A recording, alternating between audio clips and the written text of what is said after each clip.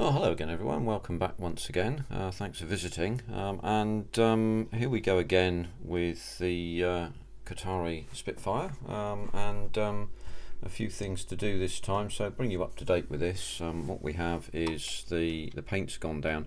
I had a bit of an issue with some thinned varnish actually falling onto this area of the model here.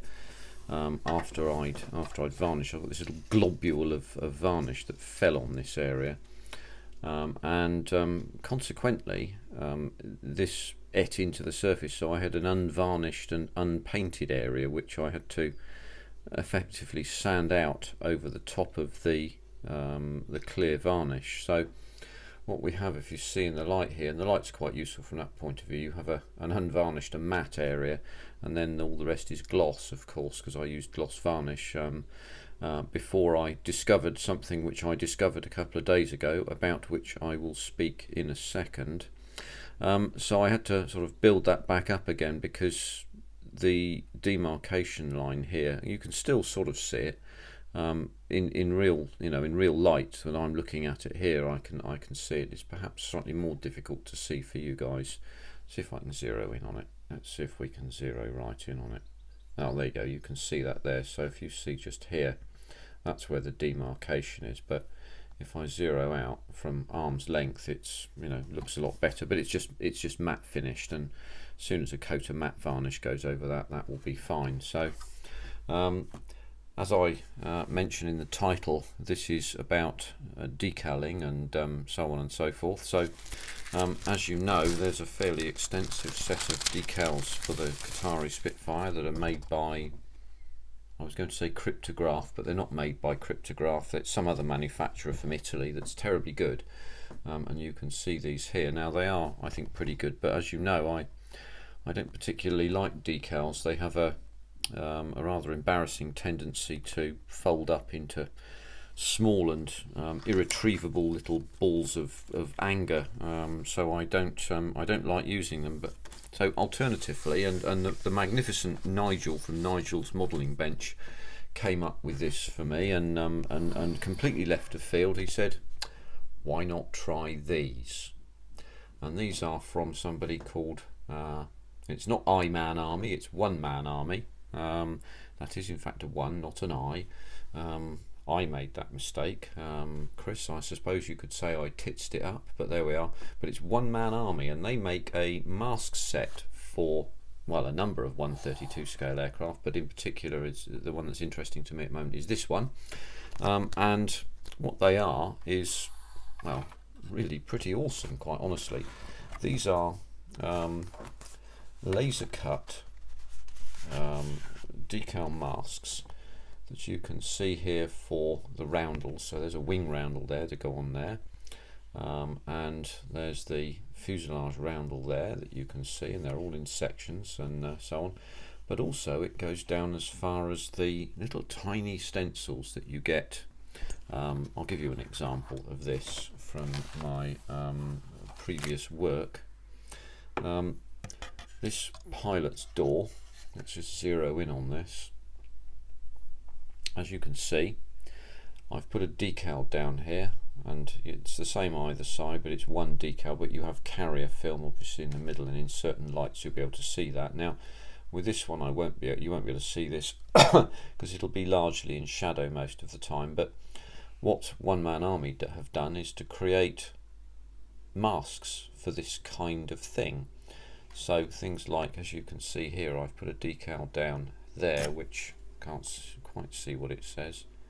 Electrical connection, it says. So I might lift that off with a bit of sellotape, and I'll mask that with the One Man Army mask itself. And this goes down to an enormously detailed, enormous amount of detail. So what I'm going to do is I'm going to use a little torch, and I'm going to shine this up through. You can see when I pass the light across this on those roundels what that looks like. But you can see here, I'm just going to pass this light through this trestle marking. As you can see, look at the detail in amongst that. You can see location for wingtip steadying trestle. So open that out a bit, and you pick that mask up and you put it onto the underside of the wing, and then you spray it black if it's a white or light coloured background, or you would spray it white if it was the night background. You've got the mask here for Dirty Dick, ooh misses, and then you have the little stencils for various things here, jacking points and things of this kind. I think 11, 13 and 15 are for the undersides of the exhaust stub outlets and so on. So you've got these little tiny, they are absolutely tiny. So for example, I show you by comparison to my little poker here, you can see how small these things are, and then by comparison to my finger. So you can go into an enormous amount of detail with these things, and then not have any carrier film problems or silvering problems at all. So these are the weight, I think they're weight and balance marks that go on the tail either side. There's another one there, and they're all marked for you, so you can peel them off the backing sheet and then put them wherever you need to put them. And the one-man army instruction leaflets are, well, they're bloody marvellous actually, because they give you little instructions on how to use backing paper and so on. I forget what they call it, transfer tape, that's it. So in case you might want to, for example, doing a roundel, for example, here you might want to put the square section down and then paint it white, and then put a mask down and then paint that blue, and then put another mask down and paint it red, for example. I need to work out which way to do it, because I don't mind admitting to you that I really am completely new to this sort of level of detail masking. But what I thought I'd do on this particular little video is to put on 2 or 3 of these masks and show you the process happening, and then do some of the rest of them and spray them up, and then show you that afterwards. And then on that video, when I show you the result of the first lot of the little stencils that I'll do, then we can look at putting on the fuselage and wing roundels, for example. So pretty much everything that we do will be doing to the top side of the aircraft, because the variant I chose, which was the C variant, which is AC Deer by the way, had a the Sky Type S underneath, and because the Sky Type S was painted on after production, in other words at the operational maintenance units, or well, you can see the difference there with the black and the night and the white there. That was exactly what I wanted to try and achieve. You can what happened was they painted this Sky Type S, a local colour, whatever they could find, and they overpainted the wingtip stencils and all the other bits and pieces here, so you don't actually need to put any stencils on underneath this, with the exception of underneath the exhaust stub outlets. So those are the sort of things that we can do. So much of this is going to be over the top, which I suppose to some extent makes it rather easy. So we can start to have a look at this fairly swiftly. And now, from what I can see in terms of putting these things down, we'll need to do this in conjunction with the Kotare instruction Bible, the Book of Words, and as you can see, I'm going to start with the fuel tank logo here, and as you can see from the instructions here, that's this one here, and it goes just below the fuel tank nozzle. It was fitted to C, but almost certainly not applied to A and B, so I'm going to put that one on to start with, and then we'll go to some of the fuselage side Johnsons. I've got 2 pairs of it's not focusing. Oh, it's focusing on the aircraft. I've got 2 tweezers. I've got the rounded, twisty round the corner ones, and we've got the straight ones as well, so we'll be able to use both of those, and a sharp knife that we'll be able to use as well, and we'll have at it then, I think is probably the thing to do. So what we can do is we can locate the 25 is what we're looking for here. I just need to have a quick look at that one. 17, this goes up as far as 17. Oh, here we go. So there is 25 up there. I'm going to have to be really rather careful with all this because I'm going to end up pulling that model off the table, which I don't really want to do, to be honest with you. So let's have a quick look at that, make sure I got that right. So I can't see that through there. Yeah, fuel tank, or fuel 100 octane, capacity 85 gallons. As you'll know, that was 85 gallons split into two tanks, an upper and a lower. Sorry, just moving my microphone cable there. That probably means that I don't make a bloody mess of anything. So what I'll do is I shall move this out of the way and put that underneath there, because I'm going to have to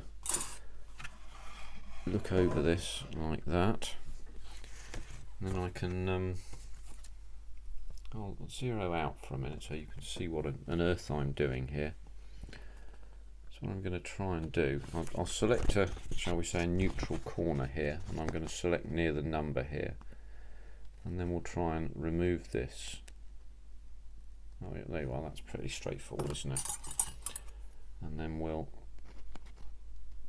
just withdraw that, put that away, turn that round, and I'm just going to run it across my hand for a bit just to take some of the stick off it.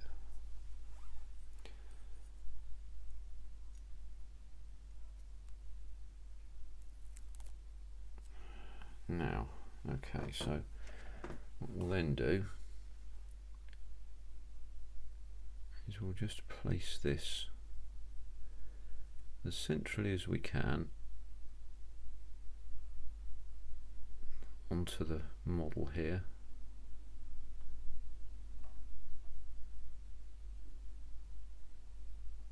and then just gently press it down. Now I think there's something to remember here. This number 25, let's just zero in on this so that you can see this. This number 25 that you can see just there is cut through. So if you start to paint this and you haven't masked that 25, then you're going to adorn this part of the model with a 25. I think that's probably not what you would like to do. I certainly won't want to do that. So zero back out again. We go back to 0.5 magnification. Seems to work quite well. So that looks about right to me, about central. Of course, because this side of this is longer, then it will look a bit odd. So I'm going to mask up to here.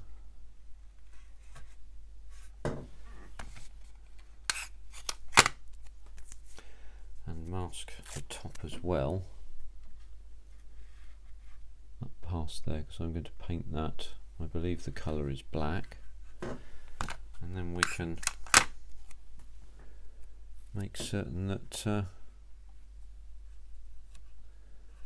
we're fully masked everywhere we need to be. Now what I'm going to do when I do airbrush this is to airbrush it at a very low pressure. I don't have an airbrush compressor with a pressure gauge. I have one with a little twisty valve, so I should be turning it, I don't know, 3/4 of a turn or something like that, I would suggest. So I may very well mask that further, but I may also make a little cardboard template that has a little window that's the size of this, so I can then flash some paint upon the right thing. So the next one I'm going to attempt is this, the one that goes on this little door here. So I need to look on the book of words to find out what that is. So as we can see, this is part number 17, and it says RT or ballast and first aid, probably radio I suspect. So we want to get to part number 17, and let's have a quick look here. That's not what we want, so we want part number 17, and we can see 17 just there. So there that is, just there, so we can then fetch that one off. So again, let's use the neutral side, so the side nearest the number, and again it comes off really easily, so it's fairly straightforward. Just drop that onto my finger like that. Now we need to be careful about where we sight this, because the instructions show that we sight this particular mask at the top, on the top at the left. So I'm going to zero in again for you. So here's our panel here, and we need to sight this at the top on the left, just up here. So what we'll do is we'll just get that down. I've got to try and get it as straight as we can, minding to get the label in the right place. See, that's not the right place, is it? So what I'm trying to do is to hold the model at the same time as I place this. So here we go. Let's try that again, shall we?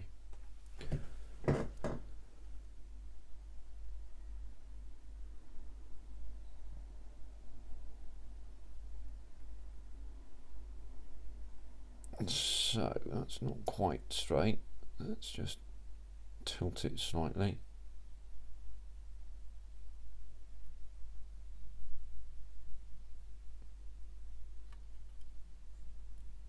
Honestly, who thought putting masks on would be so exciting, eh? Goodness me, there's life on the edge. There we are. That looks okay. Let's just move this off camera for a second, forgive me. Yeah, that looks about right. So that was the microphone there that I just whacked with the wing of the aircraft. So you can see that there. That's right in there. I think that's right in the right place. So what we'll then do is we'll just drop that back down there.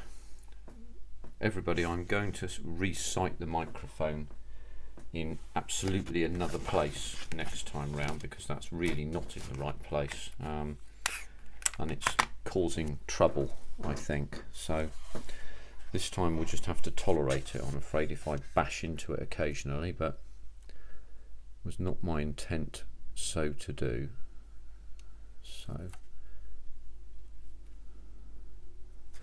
let's get that piece of tape just sighted correctly there, so we don't overspray anything that we don't want to spray. So that's the bottom one. I think I can use less tape than that, don't you think? Here's the top one here, coming along right now.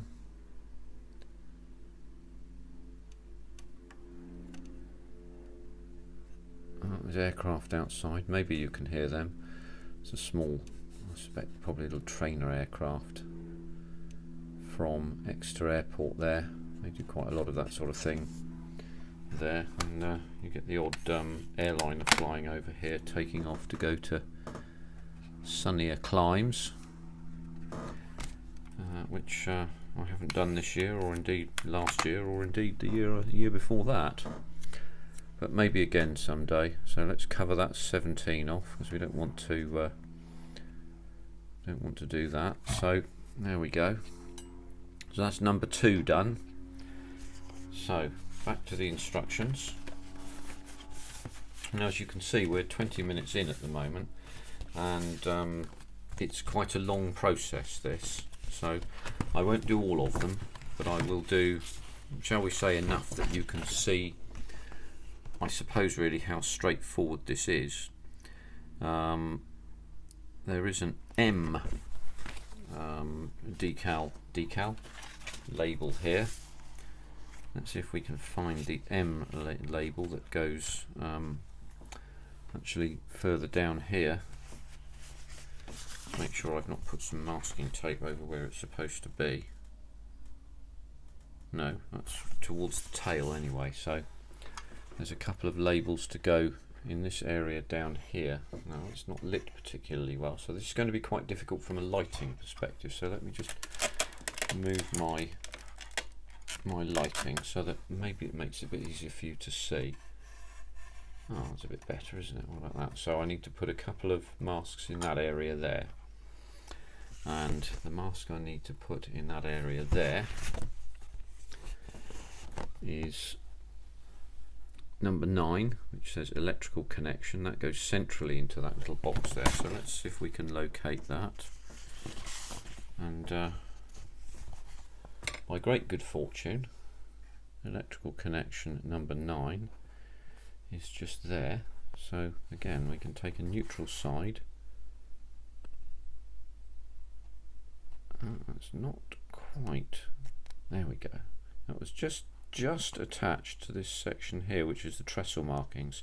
Now of course we don't need the trestle markings for the variant I'm doing, as I mentioned, so that was a bit of a relief there. So once again, I'll just drop my mask onto that bit of exposed skin there, get it the right way up. So the other useful thing to say is that, of course, given the fact that this has a number 9 on it, if the number 9's the right way up, then the mask, I think by all outward appearances, looks like it would be the right way up as well.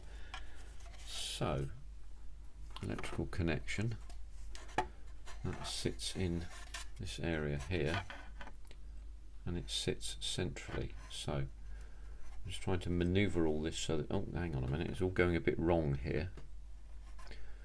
Let me try that one more time, because otherwise you won't be able to see this, and I'd like for you to be able to see this to be happening.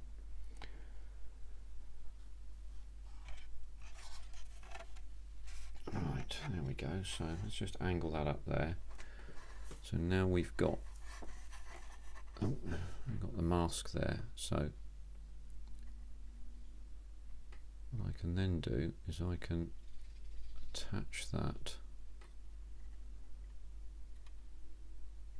just in its correct position. And the nice thing is that these are straight, so they've got lots of straight edges on them. That was just out of camera, that, wasn't it?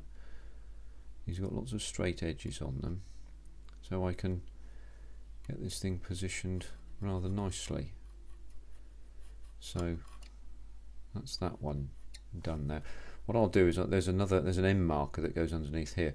Now, interestingly on this, I think perhaps the idea here of putting a coat of gloss varnish on here might actually be quite a good one, to be honest with you, on the basis that acrylic paint will scratch off very easily, and you only have to address your model just briefly with something that's like, sharp like this, and you'll end up scratching off bits of the surface. But with this, it's a lot more forgiving. So I think I'm inclined to actually use a coat of gloss varnish and then paint over the top of it. By the way, here's a quick message for Tron McConnell out there. Good old Tronners, well done. As you can see, I've now painted this, which I hadn't done before. His sharp eyes spotted that on the last video. So jolly good for him. Give you a bit of a shout out there for that. Well done. So what we'll do is we'll look for this other marker that we need to put in. And I'm looking for a letter M. So give me a second whilst I'll just do that. We'll dwell a pause of a couple of marching paces while I locate this particular marker. There's a lot of I might need my magnifying glass as well, because there's a lot of these around, you see. Oh, there's an M. There we are, look. So here are these M markers. Let's just zero in on them. You can see all of those there. So I need one of those. So again, we've got a nice larger section on one side that we can use as a neutral side there. and then we can mount our mask in the right position after that. So that'll be quite good. So what we're going to do is I'll just zero out a bit. As you say, I've created a place I can grasp the mask and pull that out, and then put that away somewhere safe. Just drop that onto my hand for a minute and just take that away. So that's our M. Now the M locates underneath the little panel that we've just put on, and it's central, and we need to leave enough room for the Zeus fastener markings. So the Zeus fastener markings I'll explain in a minute. I think Nigel may have explained on his excellent way about the Zeus fastener markings, but I'll give you a brief explanation of them as well. So that M, I think, is the right way up. So if the number is the right way up on the thing, then the M is the right way up. Just going to confirm that. Yeah, absolutely. So the M, I say the number, what I mean is the letter. The letter M is the right way up in the larger bit here. So if we can get that, that's not going to focus, is it? There we go. Let's just show you that, at least you can see it then. So the M is the right way up here. Oh, it's not going to focus, is it? There we go. So the M is the right way up here. That means that M is the right way up. So it means we're going to address the mask onto the right place, which is kind of what we want to do, really, eh? So let's go for that one. Let's go for that one, shall we? And so we want to put this low enough down that we can put a mask in there to look at to help us with the Zeus fasteners. Ah, okay. It's probably a good idea to put it the right way round, isn't it? Because I could sit there trying to stick it down for about 12 hours and it would never stick down if the sticky side was on the outside. So here we go. Eyes down, look in. We'll make that parallel with those fastener markings. So these are going to be coloured black and the fastener markings will be white, so we're going to be doing separate masking for them. So these masks will be taken off. There we go. So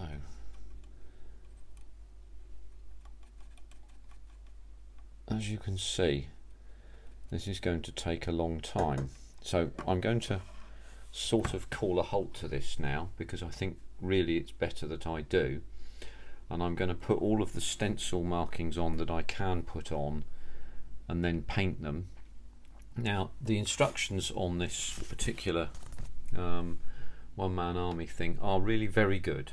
They're quite excellent, in fact. And one of the really obvious things that they say, and it might sound obvious to an awful lot of you, but it's certainly not to me, I would have to tell you, is that when you're masking these things, it's a really good idea, when you're painting these things, I beg your pardon, it's a really good idea to paint them really lightly with a really low pressure, and do lots of coats. So what I'm proposing to do here is to get all of these stencils down and then go over the ones that are black, all the ones that are coloured black, with black paint, so I can go from one to the other, you know, that one to that one to this one to that one, and so on and so forth, and go all over the model and get them all sorted, and then I can move on to ones that are different colours. So like the Zeus fastener markings that go onto these gun panels, these gun ports here. So 1, 2, 3, 4, 5, 6 in each area, and also the Zeus fasteners in here on the engine cowlings, they want markings on them, and whilst you're supplied the markings with decals, they are just impossibly tiny, and I suspect would be fiendishly difficult to put in, but they will be coloured white. So there's a bit of black spraying to do and a bit of white spraying to do, and so on and so forth. And then there's some round decals as well, round roundels as well, and so on. So I'm going to do it a bit at a time, and I'll be coming back to this. So there's going to be, I suspect, 2 or 3 videos on the one-man army masking set. But the final thing to say is, as I've pointed out before, it's a very big thank you to Nigel's modelling bench. For goodness sake, go visit him. You know, if you haven't, you probably know him already, because I suspect, you know, you all come from him to me rather than the other way round. I mean, I've only got 600 subscribers, for goodness sake, and he's got 23,000. So, but I would like to record my thanks to him, and indirectly through Nigel to Sven over at One Man Army. We haven't met Sven, but I've had a fantastic opportunity to look at this mask set today, which I gather right now is not actually even on the market yet, so I'm really very, very lucky, so I'm very grateful to that. So my thanks goes out to you, Sven, as well, and I'm extremely grateful. I'm looking forward to actually completing this job when I'm done, and I'll tell you some news about what's going to happen to this model when I'm done with it, after I've completed it, and hopefully we'll see a good result. I am looking forward to doing the roundel masking, although I view it with some trepidation, never having used those kind of masks before, but hey, there's got to be a first time for everything, and we'll see how we go. But look, that's another video for the Kotare. I hope you've enjoyed that. Just finally, I would say, look, the Kotare decals are really good. This mask set just adds an awful lot more, I think, and it's something that you could absolutely use. And I can't do anything but say, on the surface of it so far from what I've seen, and that's about 31 minutes worth, these things look really, really, really good. And hey, guess what? There was no swearing involved in that at all. So they're kind of easier than you think they are. So have a crack at the One Man Army stuff, see how you go. Thanks once again for tuning in. Do come to the next one, and give us a subscribe if you haven't seen us already and you haven't done so already, and I'm grateful to those that have done. I really ought to start saying this at the beginning of the video, not the end, eh? But anyway, look, thanks until the next time when I come back with more on the One Man Army. Thanks very much indeed. Take care for now. Bye bye.